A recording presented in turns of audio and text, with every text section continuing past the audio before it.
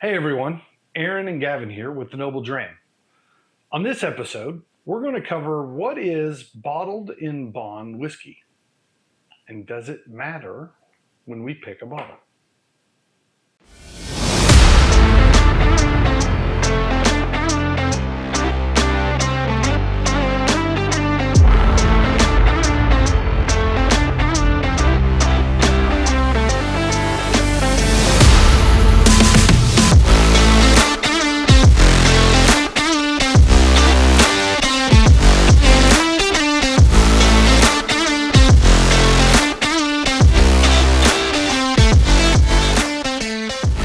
Thanks everyone for joining us tonight. Tonight, Aaron and I want to talk about bottled and bond. And what does it mean? Absolutely. So bottled and bond is kind of one of those little subsets of American whiskey, right? Not specific to bourbon, not specific to rye or any other specific whiskey. It's actually a reference to the Bottled and Bond Act of 1897, which applies to all spirits, not just whiskey. However, historically speaking, it has been a selling point of whiskey manufacturers, whiskey distilleries, to make claims of bottled and bond. So maybe the question is, what exactly does that mean, right? Absolutely. So for those who don't know, there's a handful of specific requirements above and beyond standard whiskey making in order to have the bottled and bond label. So first and foremost, all of the product must come from a single distillery in a single distilling season. So there are 2 distilling seasons every year, January through June, July then on through December. So referred to as the spring season and the fall season. So what it means is everything that goes into that bottle, into that run, had to come from the same year. Which means we can't mix different ages of whiskeys together when we bottle at the end. Can't mix streams. No, don't cross the streams. Don't cross the streams. Sorry, different. Sorry about that. All right, so unlike the rules for straight bourbon, which is a minimum of 2 years, in order to carry the bottled and bond label, you must age for at least 4 years. Probably the other big caveat, part of why they call it bottled in bond, is it has to be aged those 4 years in a government bonded warehouse. So let me run through the other 2 because they're real quick, and I want to come back and touch a little bit about what a bonded warehouse is. Number 4 on the list is there can be no additives added to the whiskey after it's aged except water, right? No tobacco spit? Has to be brought down to its proof. No tobacco. No tobacco, right? No tobacco. And we'll get to why that's important, right? And the other caveat that everyone recognizes, it must be bottled at exactly 100 proof. No less, no more. Hey, before we go any further, shall we have a pour? Yep. Yeah. Let's put this one aside. Yeah. Sorry about that. Here we go. All right. So what did you get for us today? So today, let me guess. Bottled and bond? Bottled and bond. It's like you wrote that down. Right. Hard truth. This is the wheated bourbon bottled and bond. So much like most of the bottles on my shelf, I tend to go a little bit off kilter or obscure. And you tend to have a tendency to deep dive. And so I hate that makes me sound shallow when you are the deep dive guy and I'm the kiddie pool. And I don't want to make everybody think that if I bring a bottle that it's less than or more than any other. This is just something that I've been that I eyed quite a bit on the shelf. This is I guess I should go ahead and pour. Get the pouring, man. Sorry. You made me get rid of my last glass. It's time. Sorry about that. To fill up another. Here, I'll take this off for us here. So this is 69% corn. Sorry. Oh my God. Sorry. Is this because I made fun of you? Yeah, the other day yeah, kind of. The size of your pores, kind of. And now you're really. I'm a little shy. Oh man, that is. We might have to report that a little bit. We're going to revisit that. So 69% corn, 19% wheat, and 12% malted barley is the mash bill. So for those who aren't familiar with Hard Truth, where is Hard Truth located? Nashville, Indiana. Whoa. Yeah. That threw me off. I'm glad I didn't write that down Yeah. because I'd have written the wrong Nashville. Yeah, Nashville, Indiana. Nashville, Indiana. Is Nashville, Indiana the world home of anything, country music or otherwise? Well, I mean, it could be. I mean, I feel like I kind of feel like we got to visit Nashville. What Indiana. about Japan? It's right down the street from Japan, Kentucky. Yeah, not far. So yeah, this one is non-age dated, somewhere around 5-ish years. But we know by bottled and bond it means at least 4 years, right? And based on kind of what we can see on the label, we're roughly guessing right around 5 years. MSRP on this bottle is right around $50 to $60, right around 55. So that's Houston price. Houston price. Yeah, I don't know if we get a discount with our connection to Nashville, Indiana. Okay, I like that. I'm going to reserve all my fine notes until the end. Okay. All right. So we talked a little bit about what the rules of bottled and bond are. But the real question is, why did we care? Why did we need it, right? So the Bottled and Bond Act is actually dated March 3rd, 1897. Ooh, that was a long time ago. Long way off. I mean, 1987 was a long way off. 1897 even further. Good point. And what you need to understand is at that time, the whiskey industry that we know of right now was nothing like what they were getting back then. Lots of guys called their whiskey straight whiskey because there wasn't a clear definition of what that meant. And the truth of the matter is most of it wasn't straight whiskey. Excuse me, but straight whiskey implies it's just whiskey, right? Nothing else. And what we find is that was not the case. Most distilleries didn't bottle their own product at that point. They would sell barrels, whether it be to a retailer or to what in the Scotch world would be blenders, and the whiskey world we referred to them as rectifiers. And they would take whiskey, and some would work very diligently to blend out a new mix, right, of different distilleries to try to create good stuff. Some of the great names in whiskey that we know today, like William Weller and Isaac Bernheim, were rectifiers. Now, the truth of the matter is, it doesn't take a lot of bad apples to spoil the bunch. And there were bad rectifiers. Guys who said, well, I could stretch my whiskey if I added other stuff to it. Or I could buy cheaper, newer, younger whiskey and then add things to it to give it more color, give it more flavors. And then what they began to realize is, I don't even have to buy whiskey in order to do this. And so it became rampant as an industry with all sorts of stuff that slapped a label on the side that said whiskey, but really wasn't. Some of the things they were adding were actually very harmful, right? I mean, we giggle because things that were not uncommonly added was tobacco juice, right? Which I don't know if you've ever seen a tobacco plant. They're not very juicy. What I believe they're referencing is spit from chewing tobacco. It wasn't uncommon it to be turpentine, iodine for colors, kerosene to take bite off or round edges out. All of this stuff was being routinely added and mixed into stretch whiskey. And it was a big problem, especially for guys who made quality whiskey, right? It was all of these bad rectifiers were giving the rest of the industry a bad name.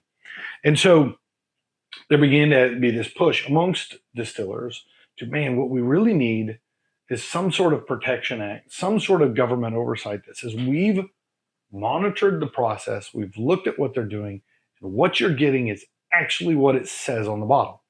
which makes sense when you start running through the list of all the rules, right? All has to come from a single distillery, has a minimum aging requirement, a bonded warehouse. This is, I said we would get back to this. I promised we would. A bonded warehouse means that the government oversees the operation of the warehouse.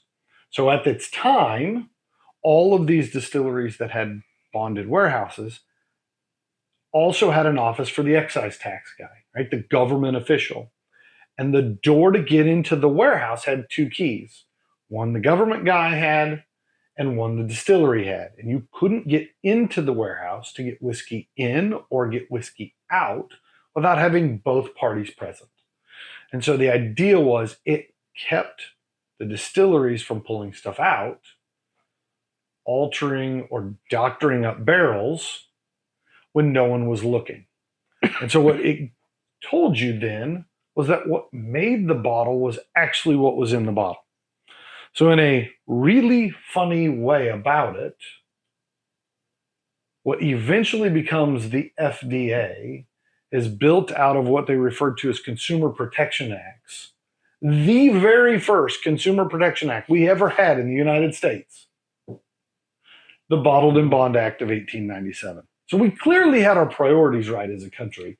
Don't worry about food, water quality, none of that. Let's get whiskey right first. So one of the great names in whiskey was the guy who was pushing foremost. He was the leader in this call to the Bottled and Bond Act. Do you have any idea who this was, Gavin? If, He may have cheated a little bit. I may have told him earlier. I was going to stretch it out. No.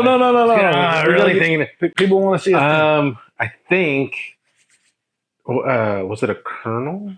Was it a Colonel? Yes, the same Colonel that made Kentucky Fried. No, I'm teasing. Not that Colonel. Colonel Edmund Hayes Taylor Jr. The one we all know as E.H. Taylor, right? So at the time, he was a master distiller at OFC Distillery.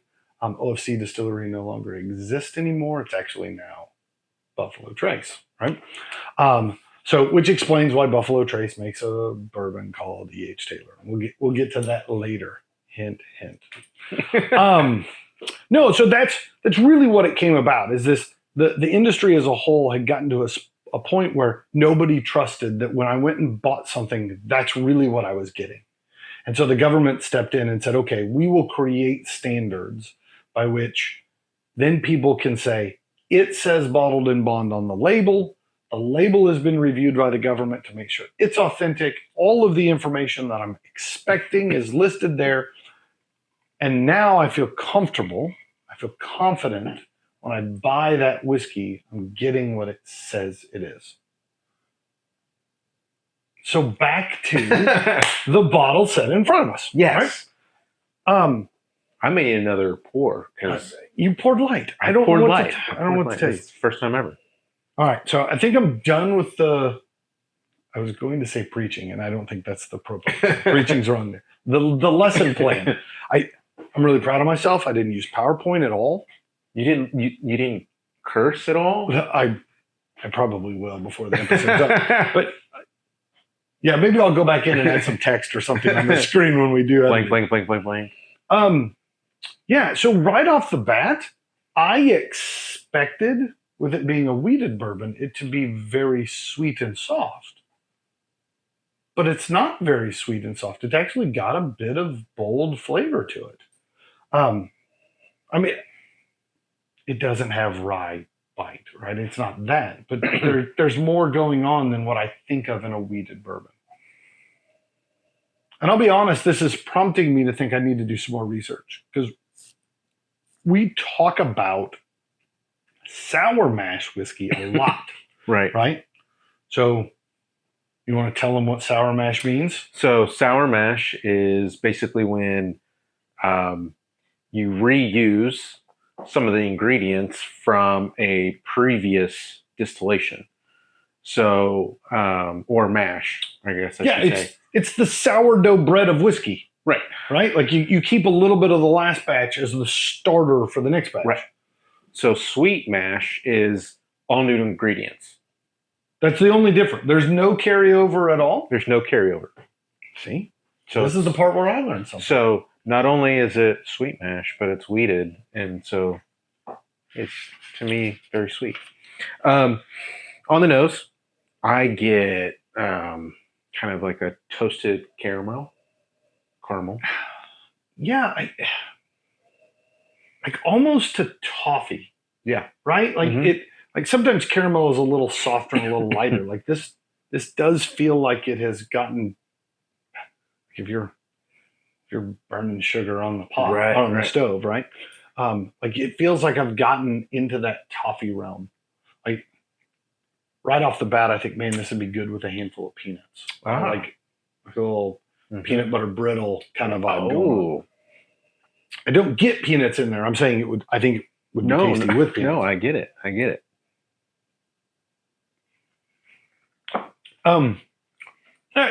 There's vanilla. There's I'll say a kiss of oak. I got over the last couple weeks or months, right? I've kind of decided I'm not positive I'm in love with like that tannic oakiness that I used to be. But I get like there's a butteriness too. Right? Is it? Yeah. Is that a fair way to put it? I got, shortbread. Shortbread. I got a little shortbread in there. Okay. A little. Like I'm almost like pie crust on the nose. Yes. Like that kind of buttery, flaky, like baked pie crust. Agreed. That's a shout out to how well my wife can make pie. I mean, she's a pie making machine. Now I want some sort of toffee covered, I don't know, maybe apple pie with like a caramel drizzle on top. In fact, don't say you put caramel apple pie. God bless it. Caramel apple pie. It's not in my notes, I promise. A little dark chocolate in there. Ooh. Yeah, I don't know as if I'd have picked dark chocolate out, but it's very similar between the nose and the palate to me. Right? Sometimes they're a big paradigm shift, or there's a jump from nose to palate, and I'm getting a lot of the same things on the palate. You want to know what I don't get? Soda. There's no cola in there at all. No, there isn't. No. Like most of them we try. There's and in fact, I said soda and not cola. I can't believe I did that. Yeah, you should be careful because there's parts of the country where soda and cola are not the same thing. They are not. So if you are from wherever that is, he apologizes. At least I didn't say pop. I grew up in an area of the country where everything was Coke. It was what kind of Coke did you want? Did you want a root beer Coke or a Sprite Coke or a Coke Coke? Yeah. So I was shocked that every time I ordered something when I first moved to Texas, they keep giving me Coke. Like, they didn't even ask what kind I wanted. On the finish, I get a bit of like stewed apples, and maybe this is because we said apples on the palate or on the nose. Sorry, and it's making me think more apple. There's a spiciness I cannot quite identify. Not pepper, right? I mean, I do feel like it's a baking type spice. Like it for a bourbon, especially for a wheated bourbon. The finish is long. Like I've still got stuff going on. For those people who aren't into ASMR, right? Yeah. Like I realized when we were editing a couple of these, like I do a lot of lip smacking while we're tasting, and so I apologize if that's not your thing. My wife called you out on that. Yeah. That would explain the text message. No, I'm teasing. She didn't text me. On this one, I'll be coughing a lot, so apologize.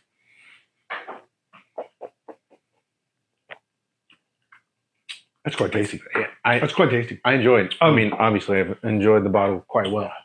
Yeah. So some weeks we go and break open the seal on a new bottle. Mm-hmm. This week, that was not the case. case. This week, we were trying to decide if there was enough in the bottles for us to tape an episode, for sure. Yeah. All right, let's put numbers to them. All right. I guess this is your bottle, so I have to go first? Yes, sir. Is that a fair rule? That's a fair rule. All right, so I'll say in the world of weeded bourbons, I quite often think soft, light, simple kind of flavors. That's not where this is. It's also not in that big, bold, high rye, spicy kind of end of the spectrum. I like that blend between the two. I'll say I've gone back and now watched a couple of the past episodes, and what I'm realizing is I score higher here behind this table on camera. I score higher than I do when it's just me sitting around. So I'm going to try to be a little bit more honest with myself here. I'm going to say this one is in the upper 70s. I'm going to give this a 78. Okay. All right. I think for me, the 70s are in that wouldn't mind having a bottle up to but gotta have a bottle. Mm-hmm. This is in that upper half of that spectrum for me. If I found this sitting on a shelf and I was looking for something that was neither end of those bourbon spectrums, I think this is a great pick for that. Absolutely.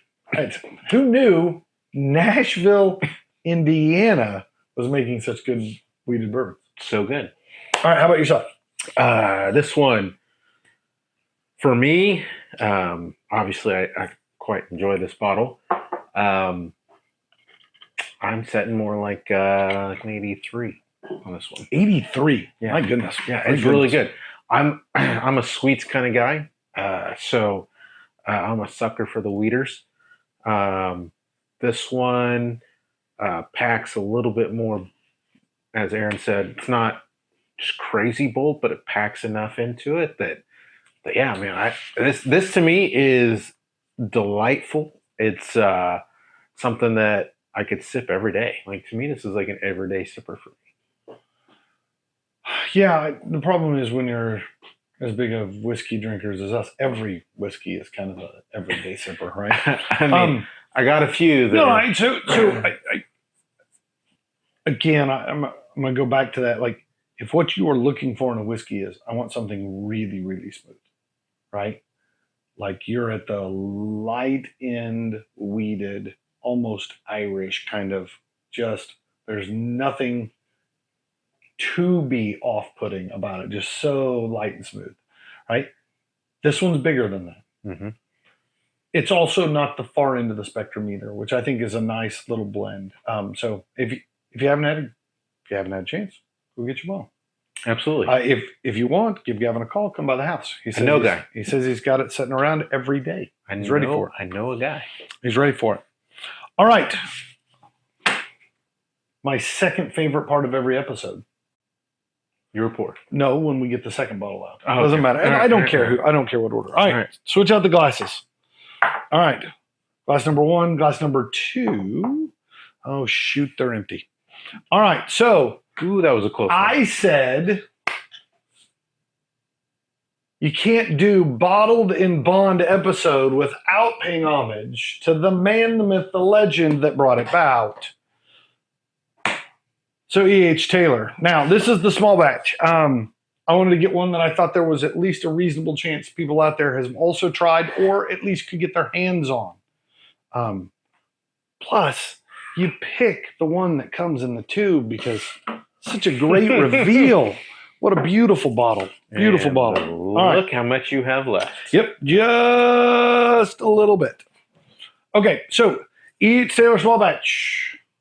While I'm pouring, I want you to guess the proof of E.H. Taylor small batch bottled in bond. I think we're setting right around 100 proof, if memory serves me correct. Just over 99, just under 101, right at 100. Hey, I have a question. How do distilleries get exactly at 100 proof? Wow, that was a much bigger pour than I gave you. No. And you spilled a little. Oh, damn. Let the record reflect. All right, we're okay. Hold up. I think I may have actually poured myself a little more, so sorry. Mm. All right, sorry. Completely derailed with the pour reference. What was your question? How do distilleries make sure they get 100 proof every time, every bottle? So what you do is you put it all in there, and then the proof changes over time, and you just wait until that exact day, and then you pull the barrel. Oh, wow. No, that is that's like not- totally crazy. No, it would be. No, so at the end of the distillation process, there is a proof range that whiskey goes into the barrels. And then as it ages, that changes, right? Whether it's water evaporating or alcohol evaporating through the wooden barrel, it fluctuates up or down. Depends on temperatures and seasons and exposures and all that kind of stuff. So when it comes out of the barrels, it is some random proof. They will then batch those together, pour them all into a common vat, and then add water, typically the exact same water they used when they started the fermentation process way back years ago. They use that same water supply again to bring the proof down to exactly where they want. It's measured with a hydrometer. I don't know if that's where your question was going, but you put this little thing in there and it floats up and down and it says proof on the side. Only reason I say that is because I was proofing out a barrel we had the other day, and I had to go buy a hydrometer. I didn't own one, and now I wish I'd have paid attention in chemistry class when I was younger and knew what the heck I was doing when I got it. You and me both, brother. Yeah, so it's really just a matter of they measure the specific gravity of the liquid, right? Its density relative to water. Alcohol being lighter means the more alcohol, the lighter the liquid, thus the float sinks further down in it because it's not as dense. So that's essentially how it works. But they batch that all together and then add water to get back to that desired proof. And that's the same for every bottle of bourbon, every bottle of scotch, every bottle of Irish whiskey, with the exception if you find one that is listed as barrel strength, right? That means they took it out of the barrel, put it into a bottle. No additional water added. So that's the only real caveat to it. And sometimes it's a matter of like whiskey tastes different at different proofs, right? So sometimes it's right. Like the master blender who has put these barrels together to create this exact thing has done so with a specific proof in mind. Other times, it's just whatever comes out, it comes out. Hey. I believe they refer to that as a crapshoot. Hey. Well, I had a crapshoot question to ask. I don't think crapshoot means a lot. Oh. A smorgasbord. Smorgasbord. A virtual cornucopia of questions. All right, I'm out of big words. Yeah, me too. All right. So as we were preparing for tonight, yep, came up with a few questions I'd like to ask. Yeah, let's do it. Okay, cool. So, are they bottled and bond related? Yeah, it would make more sense if they were bottled and bond. I was actually going to go. This is James Bond related. Oh, it's a different kind of bond. Bottled and bond. So, with I thought you were going to ask my favorite James Bond or something. I mean, what is your favorite James Bond? It's Sean Connery. He's Scottish. It's not even close. No, it's not. Although Roger Moore was pretty solid. Yeah. And I'll be honest, I kind of like Daniel Craig. I was a little unsure at the beginning, but I think he pulled it off. I think he did. If you made it to 007, you're bad. Amazing. So I'm not a connoisseur of the films, but is the way you made that sound is like if you were 002 and you got promoted, you became 003, and you got all the way to 7, and that's pretty high. That's like black belt in karate. I mean, that's impressive. I mean, you really can't get any higher. That is the dumbest thing we've said tonight. I don't know about that. On camera. On camera. Okay. All right. Questions. Cornucopia. Fire them away. Cornucopia. Okay. So with the standards in today's whiskey making process, is bottled and bond even needed? Or is it a gimmick at this point? So, yeah, obviously the implementation of things has changed, right? Distilleries no longer have to have a tax man on site. Most of these bottles are tracked by computers and analysis and spot checking things. So a lot of the things we used to do, we don't do anymore. Most distilleries go through and do a lot of these kinds of things, just in an effort to track their production and their manufacturing processes. So they're keeping better records than we used to keep and all that kind of stuff. In addition, there are all sorts of other now food and drug rules and regulations about what you label and how you label and all this kind of stuff that, in theory, are all going back towards that same thing, which is making sure that what says on the label is actually what's in the bottle. So in that regards, I don't know as if it's certainly not as important as it used to be, in my opinion.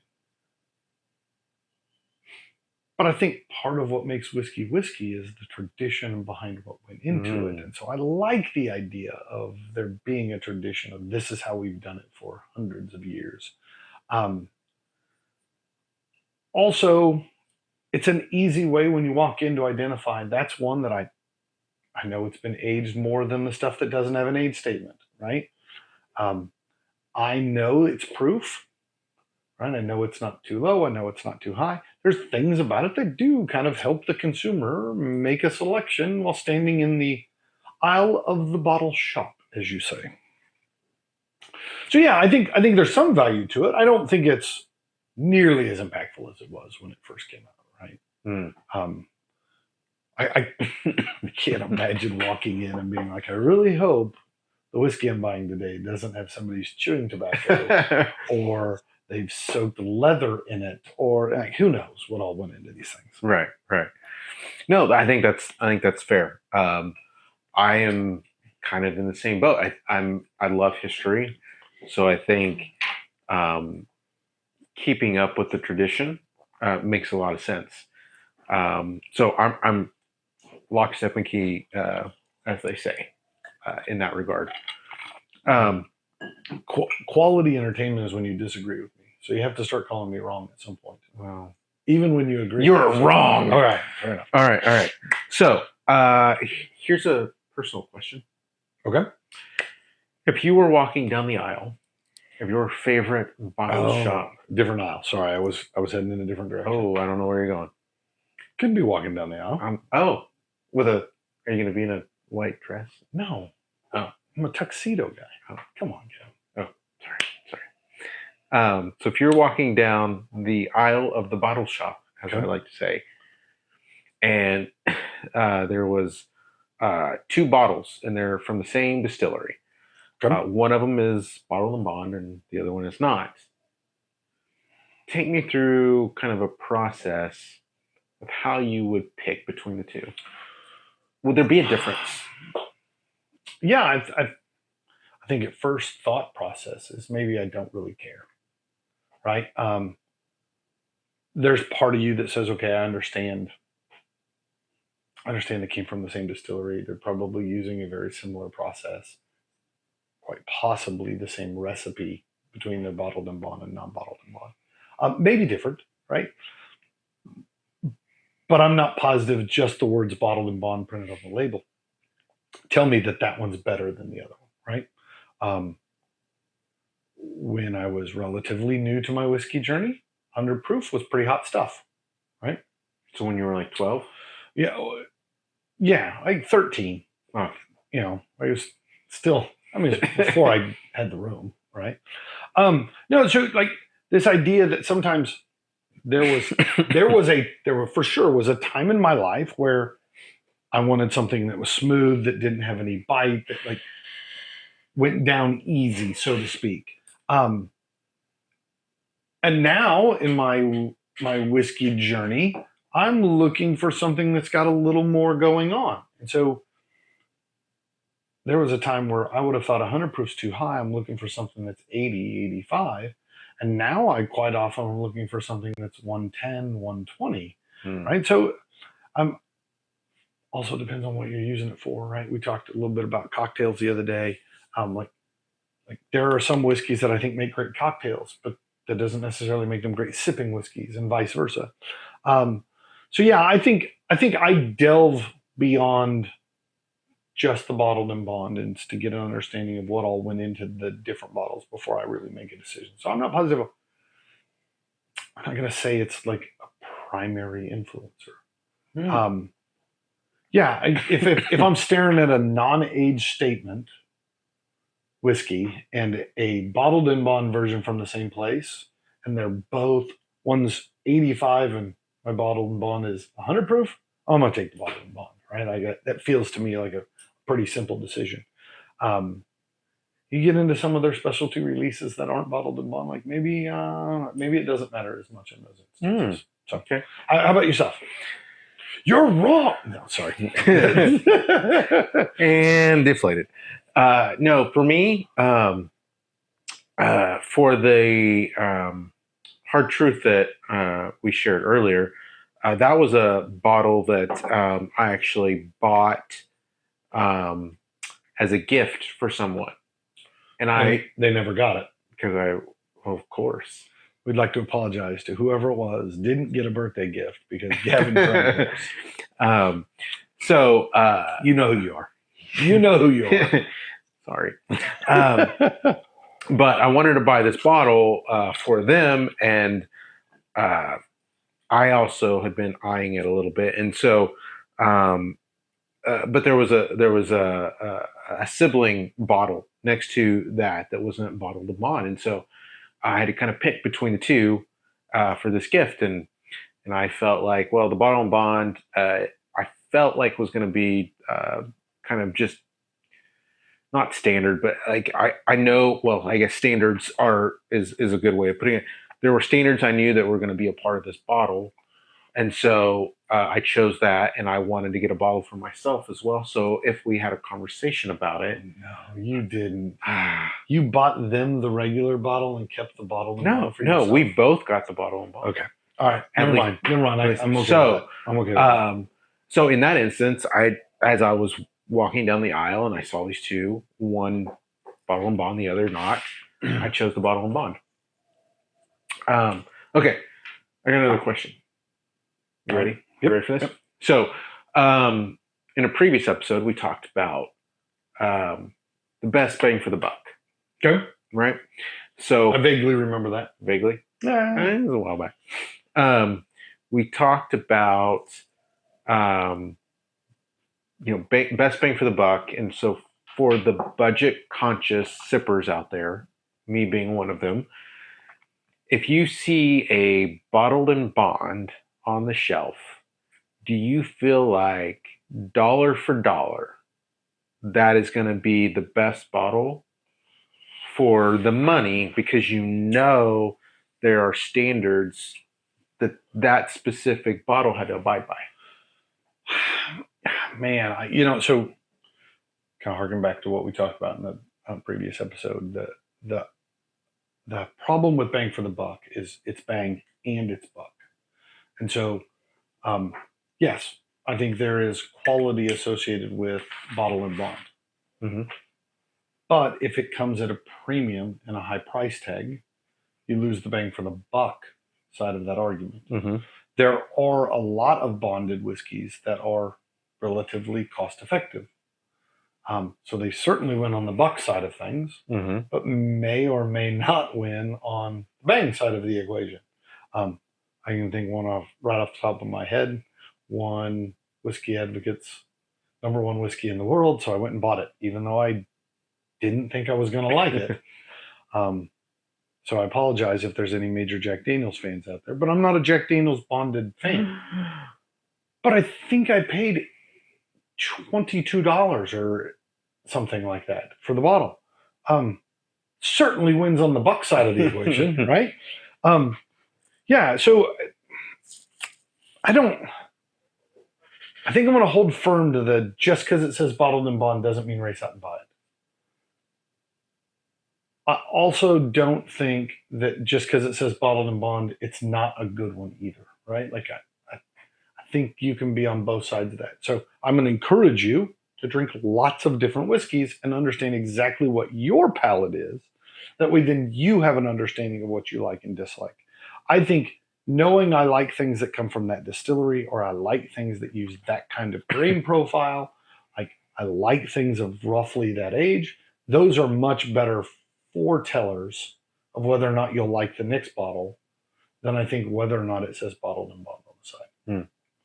So as much as we've talked about how great it was that bottled and bond was this huge thing, I think its need has diminished. I like its effect. I just don't think it's needed anymore. Maybe that's the best way to put it. Totally disagree. Ah, you son of a gun. All All right, well, tell me what you get in the glass. Because so we're getting to that time where we got to make some decisions. yeah, You know, it's 1,000. It's 1,000. I've already decided. On the nose, You got the talking. You got a lot of whiskey in your classic bourbon notes.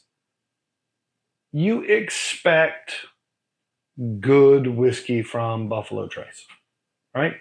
As much as, I mean, I know there's a bunch of backlash as to how hard it is to get. It's allocated, it's not allocated in certain markets, all that kind of stuff. The truth of the matter is, most of what Buffalo Trace makes is pretty decent bourbon. This is no exception. I can't disagree with you there. Damn it. So good. Damn it. So I guess your disagreement is disagreeing with me about disagreeing with me. Yes, thank you. Yeah, fair enough. Yeah, I'm glad you tracked. It was like Inception. It was like a dream inside a dream sort of deal. Sorry, if you haven't seen Inception, it's on you. That's not on us. Sorry for the spoiler, but spoiler alert. I know. Bruce Willis was dead in Sixth Sense. I'm going to ruin them all today. What? Apollo 13. They make it back safe. All right. Wow. All right. On the nose, classic bourbony notes. Caramel, right? I get a little vanilla. Vanilla, I get Call me crazy. I think there's a song about that. That is. I'm not putting it into the closing credits this week. I did that on another one. I'm never doing that. Call me crazy. I get apple. Butterscotch. Butterscotch. Butterscotch pudding. Pudding? Yeah. Did you say pudding? I grew up in that part of the country. Not pudding? Pudding? No, nobody pudding. calls it pudding. Proof in the pudding. Who not proof says in the pudding. pudding? Never heard that before. It's pudding. Yeah. If you put bananas in it, you don't even call them bananas anymore. It's nanner pudding. Nanners. It's the dessert for really lazy people. Because all you got to do is mix it and put it in the fridge. And then when you say it, you don't even say all the letters. Do you at least put saran wrap over it? Did I just call nanner pudding the laziest of all You did. Remember when I said that's the dumbest thing I've said on the podcast so far? I think we're going to say that every time we get together. Might have just warmed up myself there. You get. All right. What do you get on the nose? I already told you. No, palate and finish. Palate. Sorry. Palate. We got caught up. We had a technical difficulty in the background. Gavin's giggly. Giggly Gavin? Yeah, I get it. I should save you in my phone as that. This is also one of those bourbons where the nose is not dissimilar to the palate. Oh, for sure. Like it is, it tracks, it lines, like it is. It is an 80-something mile an hour fastball down the middle of the plate. Yeah. It's exactly what you expect to get out of a bottle from Buffalo Trace. It is distinctly bourbon. It doesn't have any curveballs. There's nothing crazy going on. No. If you claim to like bourbon and then say you don't like E.H. Taylor small batch, I'm not positive you really like bourbon. You might like other things, but that is quintessential. I said I wasn't going to do any other big words, but there it was. Quintessentially bourbon. I agree. Is that a fair way to put it? No, I agree. It's so good. And, the market on the E.H. Taylor small batches up until fairly recently was fairly hard to find. But the market started opening up a bit more. And you can find them out in the wild now. It's pretty easy. not only not allocated here in Houston, they lifted the allocation part of it. In the last 6 months, I have walked into stores with cases of this setting at the end of an aisle and no limit on how many you could buy, which is 6 months previous, absolutely unheard of. Like, it was shockingly. Now, truth of the matter is, when it was like that, anytime you got an opportunity, you bought a bottle. Mm-hmm. And then I walk in and there are tons of them. I was like, I don't need any. And now, might need one. Kind of need one, right? You know, we went to a place that just had stacks and stacks of them. Yes. And we bought 0 of them. Yeah, I didn't want to haul that one home. Let's just be honest. Yeah. If you get the chance to visit the distillery, this one is a very common, a very common bottle to find at the distillery. At least when we were there. I'm assuming. I got the impression, by the way the signage was set up, right, where it said, this is what we have for sale today, and those 3 weren't changeable on the sign, that this one is there every time. I could be wrong. All right, Gavin, give me a number. No Amy, stop. I think this is, for me, it packs exactly what I expect a bourbon to pack. Man, I'm hitting like an 89. Wow. See, I told myself I wasn't going to go high, and then you went 89. I'm going to write that down. That's going to be a record. I already said it, right? Quintessentially bourbon. I feel like that's got to be, in the bourbon world, got to be in the mid-80s. So I think I'm at like I want to say 86. I'm leaning 85. I'm back and forth. Just 86. 86 it. 86 it. All right, so 86 for us. All right, so tonight, slide your bottle back out here. I want it out here so everybody can see it. Boom. As always, we want to know if you've had either the Hard Truth Sweet Mash Wheated Bourbon Bottled in Bond or the E.H. Taylor Small Batch Bottled in Bond as well. So if you get a chance, leave comments down below.